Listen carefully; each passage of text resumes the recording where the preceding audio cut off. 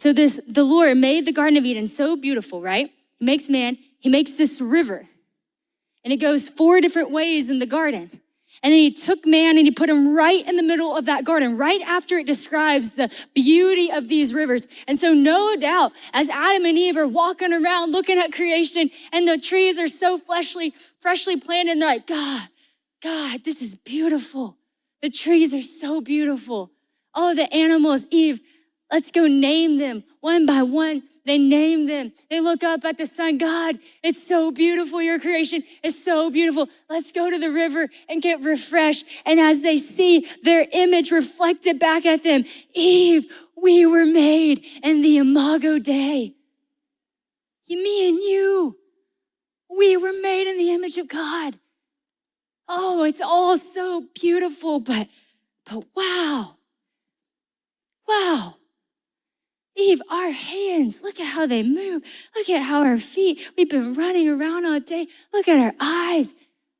Oh, do you feel the love we feel for one another, this relationship that we're in?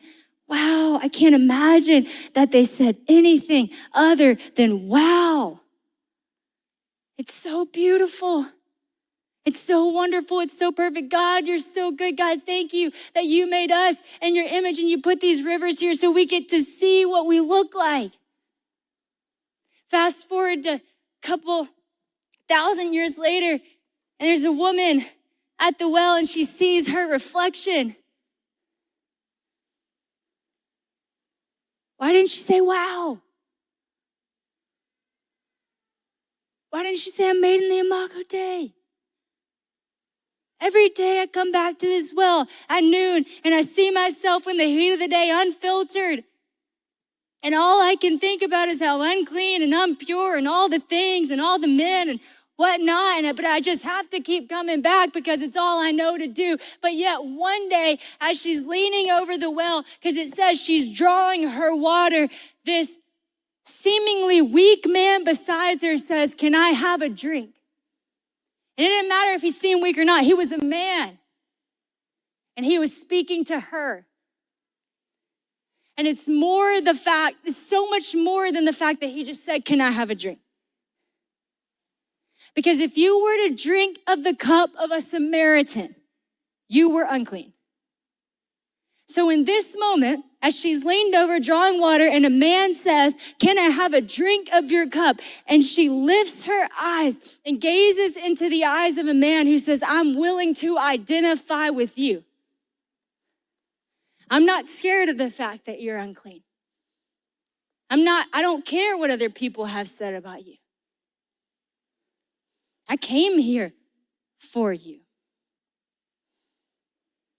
Can you imagine now how shocked she was? Why would you ask for a drink of me? And the thing is, this is probably very obvious, but it feels noteworthy. Jesus didn't care about his image. He didn't care that he looked more weak than his friends. He didn't care that he looked more tired. And as a man, it's pretty significant. He chose to stay back and said, I need y'all to go get me something.